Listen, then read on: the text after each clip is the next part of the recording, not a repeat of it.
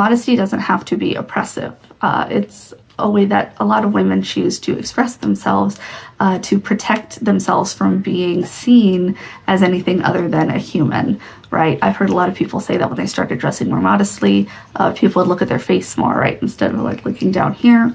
It's a way to connect with their faith and their virtues. But we need to take a look at all of the factors and nuance that goes in here, as well as debunking some of those myths.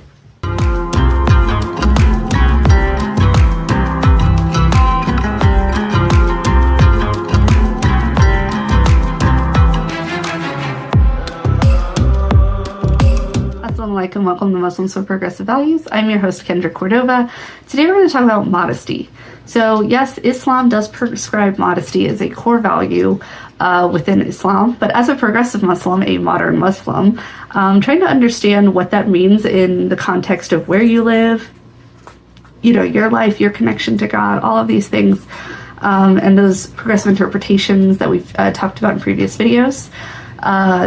We've had a lot of questions come in from you guys, from the viewers, about that. So we're going to talk about that here today.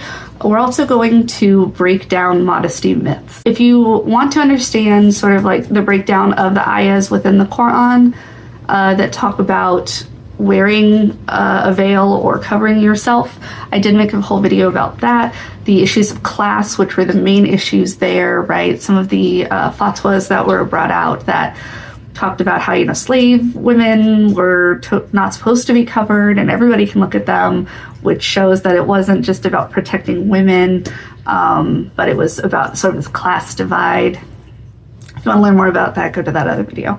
Here, we're just going to cut that whole part out right now, and we're just going to say, okay, like, I'm a modern Muslim, I want to dress modestly, I want to, you know, do that, but like, how do I do that, and what does it mean?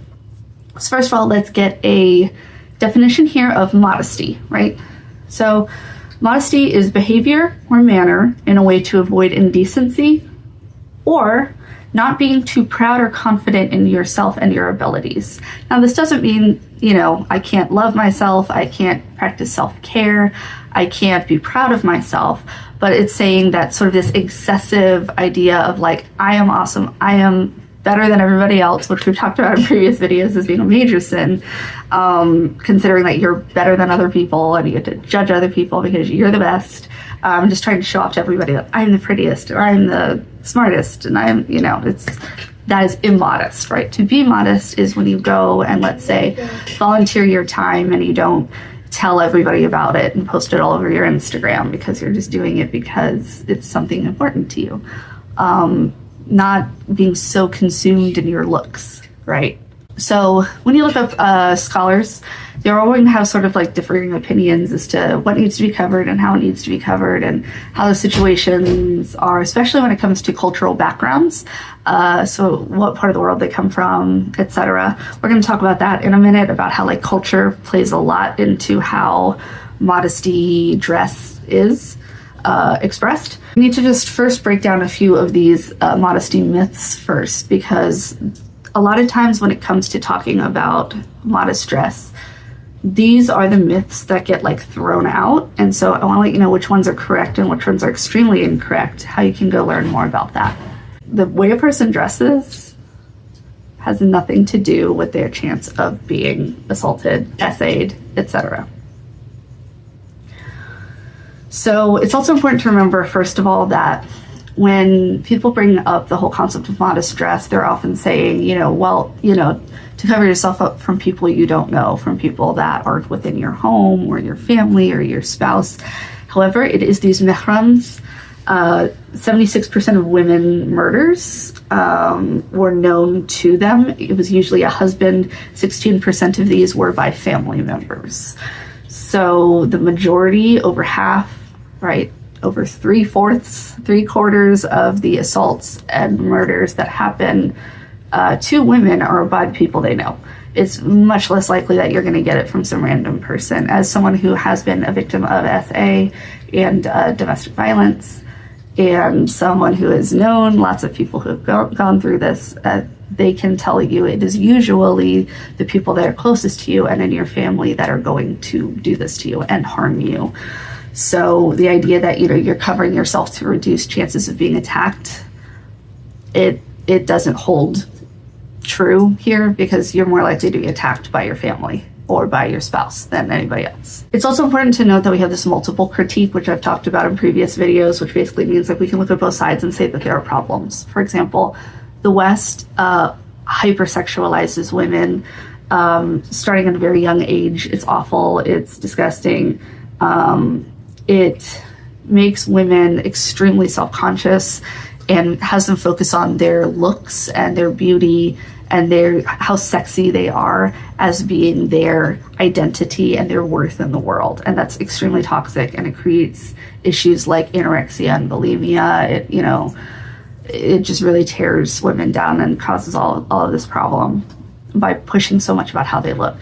We can also critique, though, that within a lot of Islamic societies and cultures, they have the flip side of this problem, where they actually abuse and punish women for existing at all.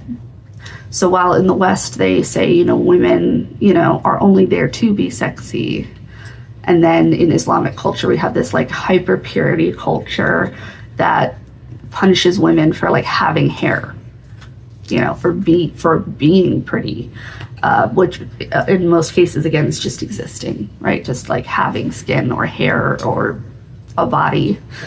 So we can have this multiple critique that either direction is very toxic and harmful.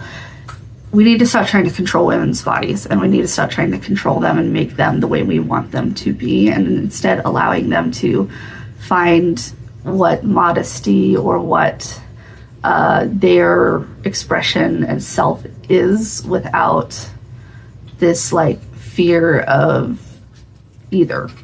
And again, Journal of Criminal Law and Criminology has shown that clothes are not a factor in a woman's chance to be assaulted, and that many assailants actually can't recall what the victim wore.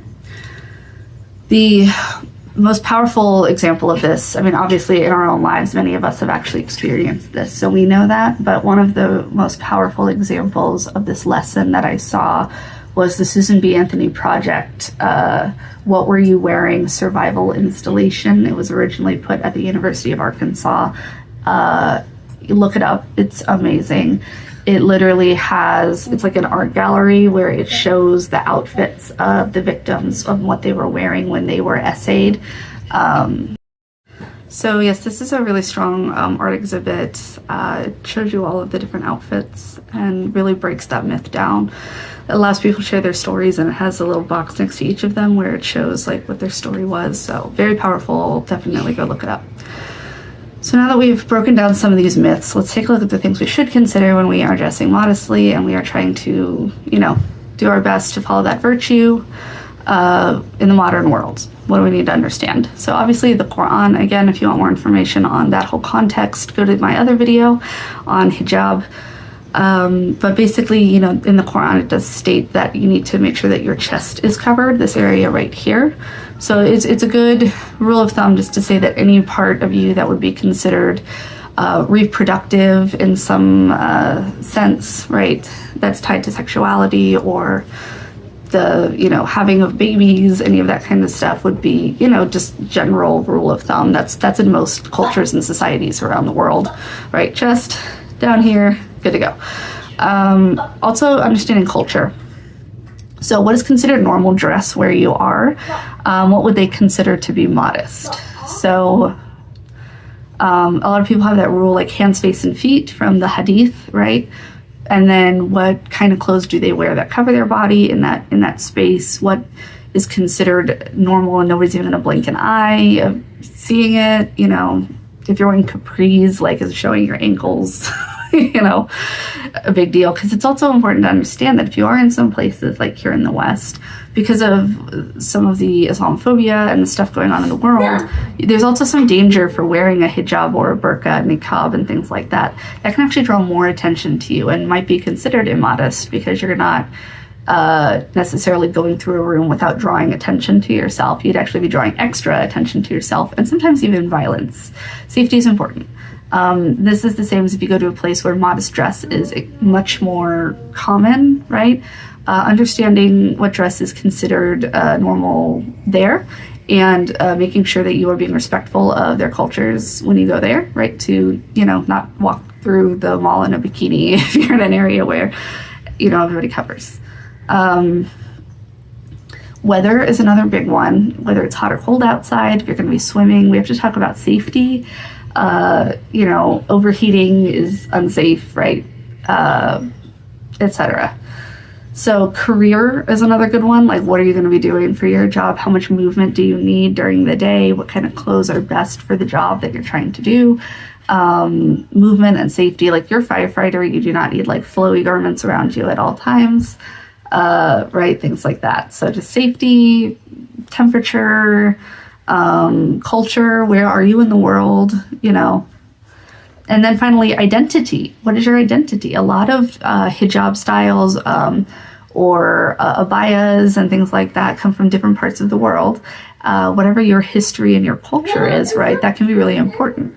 Just because you become Muslim doesn't mean that you need to cut yourself off of your culture if you are from, Europe or Australia or whatever that is. So finding a way to wear and celebrate your culture within a modest dress is a really powerful way to connect with your identity as both your cultural history and being a Muslim. So I actually have a friend who's Native, right? So she's Native American, and she actually takes the Native American fabrics and outfits and creates modest clothing out of them. And that's really beautiful. So identity is another thing to take into consideration. Everybody is on their own journey. Everybody has their own situation. Everybody has their own, spiritual path, whatever that is. It is not our job to police people and make them dress the way that we want them to dress. And again, if we look at those statistics, there's nothing about having, women dress a certain way around strangers that is going to keep them safe, because they are most in danger at home. We need to focus on the actual causes. We need to be focusing on what the assaulters, who's causing the assault, what is causing that to happen. But it has already been debunked that it is the clothes.